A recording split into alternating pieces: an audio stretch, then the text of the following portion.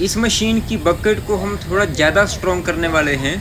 आप देख लो साइड में हम लोगों ने ऐसा 20 mm की जो है ना हार्डॉक्स प्लेट लगा दी है पूरा साइड में।